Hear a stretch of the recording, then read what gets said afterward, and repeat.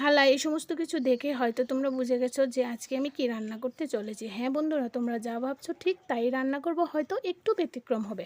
বাটিতে দেখো খুবই সামান্য একটু পরিমাণ চিকেন আছে, আর আছে চিকেনের অনেকগুলো চামড়া, আর হলো চিকেনের পা।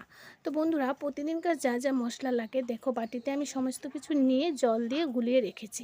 এবার দেখো বন্ধুরা, ফাইনালি কিন্তু আমি কড়াইটাও বসিয়ে দিয়েছি। খুবই সামান্য একটু পরিমাণ তেল দিয়েছি, যাতে অনেকগুলো পেঁয়াজ দিয়েছি সেগুলো একটু ভেজে নেওয়া যায়।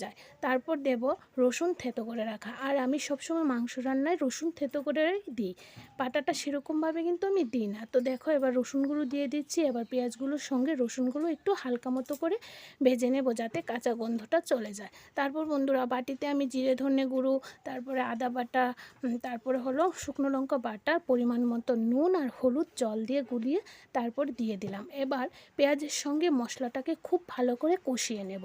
কষিয়ে নেওয়ার পর প্রথমেই আমি দিয়ে দেব চিকেনের চামড়াগুলো দেওয়ার প্রধান উদ্দেশ্য হলো চামড়াগুলো একটু কষানোর পরে দেখবে তেলটা ছেড়ে দিয়েছে। তারপরে এগুলো কষানোর পর দিয়ে দিলাম খুবই সামান্য একটু পরিমাণ চিকেন, আর হলো গিয়ে পা। তারপর এগুলোকেও আমি ভালো করে কিছুটা সময় ধরে কষিয়ে নিলাম। এবার দিয়ে দিলাম আলু, যেটা আমরা খেতে তেমন একটা ভালোবাসি না, কিন্তু মাংসর মধ্যে দিলে দারুণ মজা করে খাই। তারপর এগুলো সবগুলো একসঙ্গে কষানোর পর দেখবি বন্ধুরা কতটা পরিমাণ তেল ছেড়ে দিয়েছে। এই যে দেখো বন্ধুরা, কতটা পরিমাণ তেল ছেড়ে দিয়েছে।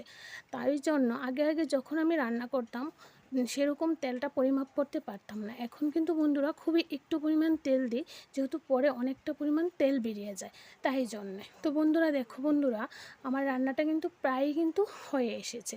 আর এখন আমি দিয়ে দেব খুবই চুপটি করে সবার আড়ালে 1 চিমটি চিনি, যেটা এই রান্নার স্বাদকে দ্বিগুণ করে তোলে। তারপর আমার রান্নাটা হয়ে এসেছে, এবার গরম মশলা দিয়ে নামিয়ে ফেলবো। দেখো বন্ধুরা, কালারটা দেখতে কতটা লোভনীয় লাগছে।